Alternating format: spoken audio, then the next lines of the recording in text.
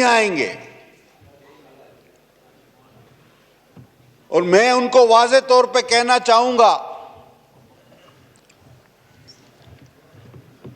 कि हम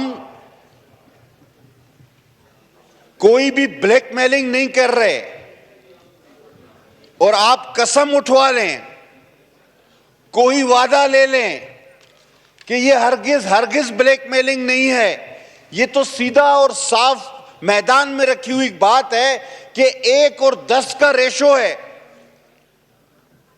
ये अलग बात है कि ये जो 1 हैं ये अल्लाह अकबर वाले हैं, ये नाराए रिसालत वाले हैं, नाराए हैदरी वाले हैं, वरना रेशो तो 1 और 10 का है। अगर आप जो रिवायत रही है किसी तरह रात के अंधेरे में इस मुमलिकत खुदादात पर कोई बड़ा हमला खुदा ना खास्ता कर बैठे, तो मैं उस सूरत में ये वाज़े तौर पे बताना चाहता हूं कि ये ब्लैकमेलिंग नहीं है, ये इंतबाह है, ये वार्निंग है कि पाकिस्तान को कभी मैली आंख से नहीं देखना। हां, दहशतगर्दी के हम भी खिलाफ हैं। आपने क्या दहशतगर्दी देखी? हम 1,70,000 से 1,00,000 लोग मरवा बैठे, शहीद हो गए हमारे लोग। क्या दहशतगर्दी आपने देखी? हमारी ना मस्जिदें महफूज आपकी प्रॉक्सीज की वजह से, ना हमारी इमाम बारगाहें महफूज आपकी प्रॉक्सी की वजह से। मुख्तलिफ तहरीकें, कराची का अमन तबाह, दहशतगर्द ग्रुप, टारगेट किलर्स, सबका ताना बाना देखें तो आपसे जाके मिलता है। दहशतगर्दी का इल्जाम तो हमें आप पर लगाना चाहिए, और हमारे पास तो सबूत भी है। और आपने तो हमारी आजादाना तहकीकात की पेशकश को भी मुस्तरद किया, क्योंकि आपके पास कोई सबूत नहीं था। तो अगर दहशतगर्दी के सबूत चाहिए और आपकी कराई हुई दहशतगर्दी के सबूत चाहिए तो वो हमसे लें। किन्नी शौदा की जो तुम्हारी प्रॉक्सीज की वजह से हुई, तो वो अब 1,00,000 तक पहुंचने वाली है। हर इंडिया का शहरी अपनी हुकूमत से ये सवाल करे कि पुलवामा से पहलगाम तो तुम्हें नजर आता है, लेकिन एक्स फाटा, बलोचिस्तान, कराची और इस मुल्क में होने वाली तमाम दहशतगर्दियां तुम्हारी नजर से ओझल क्यों हैं? मैं इससे पहले कि अपनी बात आगे बढ़ाऊं, मैं वाज़े तौर पर कहना चाहता हूं इस ऐवान में बैठे अपने दोस्तों को और जो मेरी बात सुन रहे हैं कि देखें, मोदी इस वक्त शिकस्त खोरदा है और इस आदमी की तारीख रही है। मैं सिर्फ एक आदमी की बात कर रहा हूं इसकी। आप गुजरात देखें या दूसरे वाकयात पे इसकी मुहिम जोई देखें, ये अपनी सियासी शोहरत के लिए हमेशा लाशें मांगता है, लाशों पर सियासत करता है। और अभी जब ये शिकस्त खोरदा है तो ये किसी भी हद तक, किसी भी साजिश तक जा सकता है। हमें हर वक्त चौकन्ना रहना पड़ेगा। सीज फायर अपनी जगह, जंग बंदी अपनी जगह, लेकिन आज उस मुल्क के अंदर से जो आवाजें उठ रही हैं, मोदी का चेहरा बेनकाब हो रहा है, वो अपनी फेस सेविंग के लिए किसी भी खतरनाक हद तक जा सकता है, और हम उसका जवाब देने के लिए भी पूरी तैयार बैठे हुए हैं।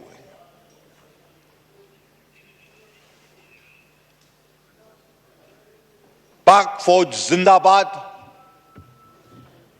कमाल किया, बड़ा नाज था राफेल पे। अब जिसके शुरू में रा लगे तो उसने तो फेल होना ही है। क्योंकि रॉ को हम पहले ही कर चुके हैं तबाह, बाकी बचा था फेल, वो फेल ही रहेगा। बड़ा खूबसूरत तज्जिया किया था हमारे एक बड़े मशहूर एंकर है वसीम बादामी साहब। उन्होंने कहा जब राफेल गिरा तो फ्रांस का सदर, उसने कहा भाई ये क्या हुआ। जब यहूदियों इजरायलियों के ड्रोन गिरे तो नेतन्याहू चीख पड़ा भाई ये क्या हुआ।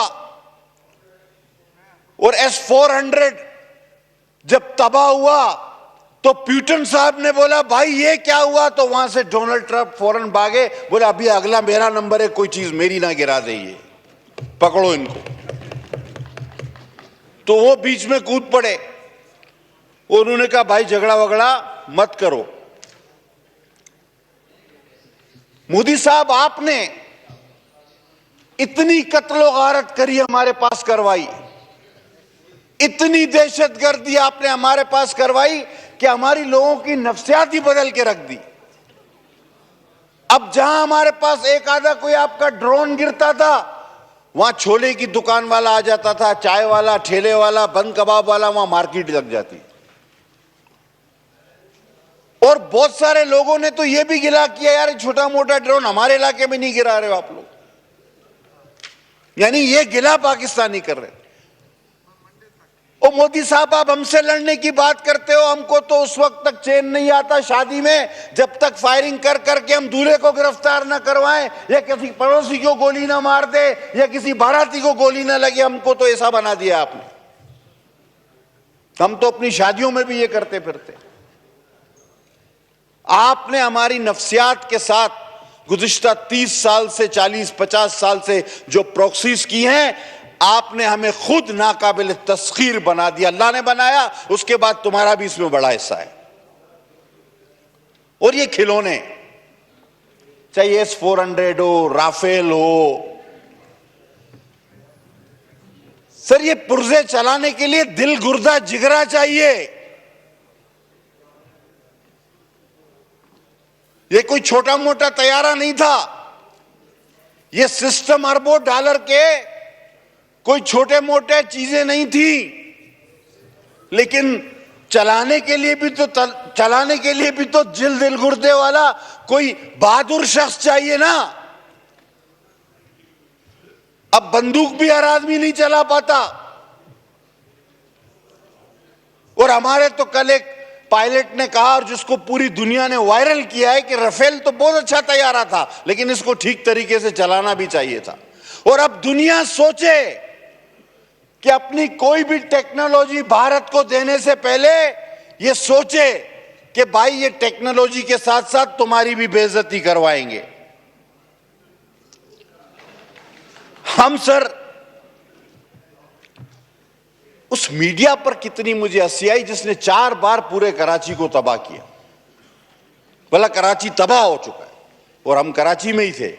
मैं फिर उठ के देखता था कि अब, और खासकर हमारे हल्के का जिक्र समुंदर की तरफ से,